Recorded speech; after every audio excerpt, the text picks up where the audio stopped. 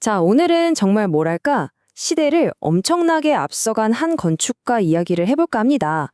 바로 요나 프리드먼 그리고 그의 하늘의 도시에 대한 아이디어인데요. 한번 같이 빠져보시죠. 한번 생각해 보세요. 우리가 사는 도시, 아파트, 건물들. 한번 지어지면 거의 영원히 그 자리에 그대로 있잖아요. 마치 돌처럼 굳어버린 거죠. 근데 꼭 이래야만 할까요? 만약 도시가 살아있는 생물처럼 계속 변할 수 있다면 어떨까요? 보통 우리가 꿈꾸는 도시는 막 이렇게 깔끔하고 완벽하게 계획된 모습이잖아요. 하지만 현실은 어떻죠? 한 번 지어진 콘크리트 건물들은 바꾸기가 정말 너무 어렵죠. 꽉 막힌 느낌이랄까요? 바로 이 지점, 이 경직된 도시의 문제점을 정면으로 돌파하려고 했던 사람이 바로 요나 프리드먼이었습니다. 자, 그럼 이 문제를 풀기 위해 그가 내놓은 아주 파격적인 해답은 무엇이었을까요? 시간을 좀 거슬러 올라가 보죠. 1956년이었어요. 당대 최고의 건축가들이 모이는 국제현대건축회의 CIAM이라는 아주 중요한 자리가 있었는데 여기에 한 젊은 건축가가 나타나서 그야말로 판을 뒤집어 엎는 질문을 던진 겁니다. 네, 바로 요나 프리드먼입니다. 헝가리 부다페스트 출신인데 어릴 때부터 꽉 짜인 고정된 건축물들을 보면서 자랐겠죠. 그래서 그랬을까요? 1956년에 움직이는 건축이라는 정말 충격적인 선언을 합니다. 그리고 파리로 건너가서 이 아이디어를 평생에 걸쳐 발전시키게 되죠. 그가 내놓은 대답, 그 혁명적인 아이디어의 이름이 뭐였냐고요? 바로 공간도시, 프랑스어로는 빌스파시알입니다. 바로 이 그림이에요. 이게 공간도시의 핵심 아이디어를 딱 보여주는데요. 기존의 도시, 오래된 건물이나 도로 같은 것들을 전혀 부수지 않아요.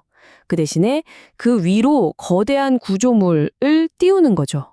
말 그대로 기존 도시 위에 완전히 새로운 층, 새로운 도시를 하나 더 짓는다는 생각이었습니다. 프리드먼이 남긴 유명한 말이죠. 건축은 빈 공간을 만드는 예술이다. 이게 무슨 뜻이냐면요. 보통 건축가들은 꽉 찬 완성된 건물을 만들잖아요. 근데 프리드먼은 그게 아니었어요. 자기는 그냥 틀만 만들어주겠다는 거예요. 그 안을 채우는 건 전적으로 사는 사람의 몫으로 남겨둔 거죠. 빈 공간의 가능성을 디자인한 겁니다. 정말 대단한 발상의 전환이죠? 자, 그럼 이 아이디어 듣기만 해도 되게 멋진데 구체적으로 어떻게 돌아가는 걸까요? 이 공간 도시를 지탱하는 몇 가지 핵심적인 규칙들이 있습니다. 한번 보시죠. 이걸 이해하기 제일 쉬운 비유가 바로 컴퓨터의 하드웨어랑 소프트웨어예요. 도시, 그러니까 공공이 제공하는 건 텅 빈 선반 같은 이 거대한 격자 구조물, 즉 하드웨어뿐입니다. 그리고 그 안에 들어갈 내용물, 그러니까 각자의 집이나 가게 같은 소프트웨어는 그건 주민들이 직접 디자인해서 원하는 곳에 플러그인 하는 거예요. 와, 정말 기가 막힌 생각 아닌가요? 자, 첫 번째 규칙. 이 거대한 그리드는 땅에서 한 15에서 20m 정도 높이에 띄웁니다. 왜냐고요? 바로 아래에 있는 기존 도시를 그대로 살리기 위해서예요. 역사적인 건물, 사람들 사는 모습, 그 모든 걸 존중하고 보존하는 거죠. 두 번째 규칙도 아주 중요합니다. 50%의 법칙이라고 할 수 있는데요. 이 그리드를 빽빽하게 다 채우는 게 아니에요. 딱 절반만 채우고 나머지 절반은 텅 비워두는 겁니다. 그래야 햇빛도 잘 들고 바람도 통하고 또 그 빈 공간이 정원이나 광장 같은 모두를 위한 쉼터가 될 수 있으니까요. 그리고 마지막 세 번째 규칙. 이 거대한 구조물 전체가 사실은 아주 단순한 부품으로 이루어져 있어요. 가로 세로 6m짜리 정사각형 모듈, 딱 이거 하나입니다. 마치 레고 블록처럼요. 이 기본 블록 하나만 있으면 이걸 계속 붙여나가면서 상상할 수 있는 거의 모든 형태의 공간을 무한하게 만들어낼 수 있는 거죠. 자, 이렇게 보면 그냥 기술적인 아이디어 같지만 사실 이 안에는 정말 급진적인 사회, 철학적인 메시지가 담겨 있습니다. 건축가 없는 건축이라는 말로 요약할 수 있겠네요.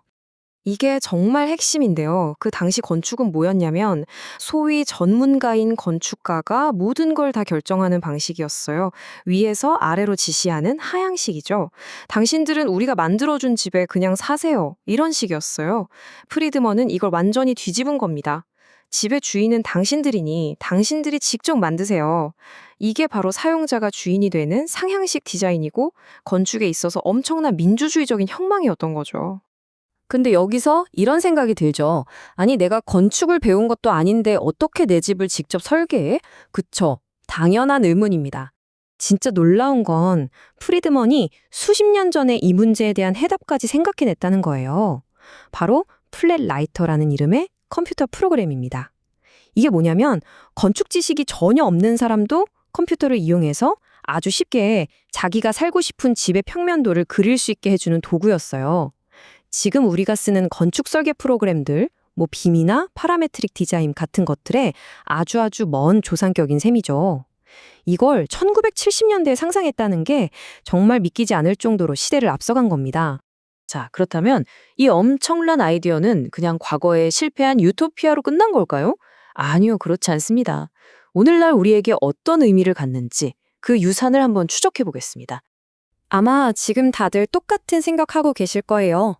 그래서 이렇게 좋은 아이디어가 있었는데 왜 지금 우리 하늘엔 이런 도시가 없는 거지? 네, 바로 그 점을 짚어봐야죠.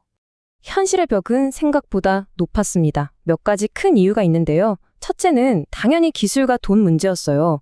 당시 기술력으로 이런 거대한 구조물을 공중에 띄우는 건 거의 공상과학에 가까웠고 비용도 어마어마했겠죠. 둘째는 법적인 문제. 이미 땅마다 주인이 다 있는데 그 위에 뭔가를 짓는다는 건 재산권 문제랑 복잡하게 얽힐 수밖에 없었죠. 그리고 아마 가장 큰 장벽이었을 텐데 바로 사회적인 인식이었어요. 세상이 아직 이렇게까지 급진적인 변화를 받아들일 마음의 준비가 안 돼 있었던 겁니다. 하지만 그렇다고 해서 프리드먼의 아이디어가 그냥 실패로 끝났다고 말할 순 없어요. 그의 정신은 지금 우리 주변 곳곳에 스며들어 있거든요. 예를 들어 서울시에서 하는 휴먼타운 사업처럼 주민들이 직접 참여해서 동네를 바꾸는 프로젝트들. 이게 다 프리드먼이 말한 상향식 디자인의 정신을 잇는 거고요. 또 건축가들이 매일 쓰는 편리한 디지털 설계 도구들도 결국은 그의 플랫라이터라는 비전에서 시작된 거죠. 도시 계획을 할 때 주민들의 의견을 들어야 한다는 목소리가 커지는 것. 이건 역시 프리드먼의 유산이라고 할 수 있습니다. 자, 그래서 마지막으로 이런 질문을 던지면서 마무리하고 싶습니다. 프리드먼이 부딪혔던 기술의 장벽들, 지금은 어떻습니까? 인공지능이 복잡한 계산을 순식간에 해주고 누구나 쉽게 가상현실에서 자기 집을 지어볼 수 있는 시대가 오고 있습니다. 어쩌면 세상은 마침내 그의 도시를 받아들일 준비가 된 건 아닐까요? 요나 프리드먼의 아주 오래된 미래가 이제 막 우리의 현실이 되려는 건지도 모릅니다. 여러분은 어떻게 생각하시나요?